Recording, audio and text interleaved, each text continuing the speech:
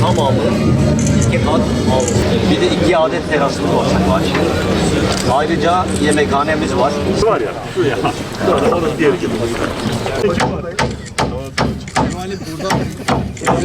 Değerli basın mensupları, aziz Batmanlılar, bağımlılıkla mücadelede Batman modeli Türkiye'de inşallah da Batman'da başlayıp bütün Türkiye'ye yaymaya çalışacağımız ve bunun için çaba göstermiş olduğumuz bir modeldir. Yani başından beri söylüyoruz, Batman Türkiye'ye model olacak. Bağımlılıkla mücadelede de yine aynı şekilde Batman Türkiye'ye model olacak. Bizim Batman modelimizin ana unsurlarına şöyle bir bakacak olursak, bir defa insanları bağımlı kılmamak için neler yapılması gerekiyorsa onların üzerine yoğunlaşacağız ve gideceğiz. 2, eğer insanlar bağımlı olmuş ise de bağımlılığı sadece bir asayiş problemi, bir güvenlik problemi olarak ya da adliyelik bir iş olarak görmeyeceğiz. Bu problemi ailesiyle beraber, toplumsal yapısıyla beraber, kendi istihdam olanaklarıyla beraber, kardeşleriyle beraber, bütün annesiyle babasıyla beraber, yakın arkadaş çevresiyle beraber ve bütüncül şekilde ekonomisiyle beraber ele alan bir model olarak ortaya koyacağız. Mücadelenin başarıya çıkabilmesi için çok boyutlu şekilde ele almamız gerekiyor. Bu çok boyutlardan bir tanesi de kurumsal kapasitedir. Kurumsal kapasite için de 2 tane ana unsurumuz var. Bu 2 ana unsurdan bir tanesi AMETEM, ikincisi de rehabilitasyon merkezidir.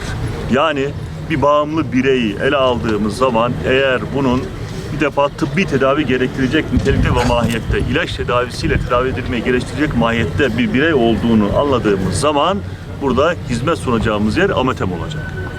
Ama bu birey eğer tıbbi tedavi dışındaki diğer tedavi yöntemleriyle de rehabilite edebilecek, bağımlılıktan kurtulabilecek bir birey ise o zaman da bizim Bağımsız Yaşam Derneği ile beraber hayata geçireceğimiz ve 4 Mart'ta da ihalesini yaptığımız ve şu anda da idari işlemlerinin devam etmiş olduğu rehabilitasyon merkezi projemiz var.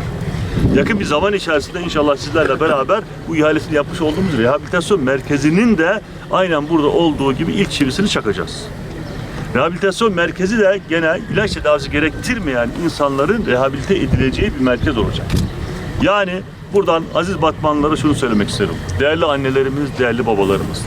Sizin feryadınız bizim feryadımızdır. Sizin derdiniz bizim derdimizdir. Sizin şifanız bizim şifamızdır. Sizin huzurunuz da bizim huzurumuzdur. Eğer siz huzursuzsanız biz de huzursuzuz.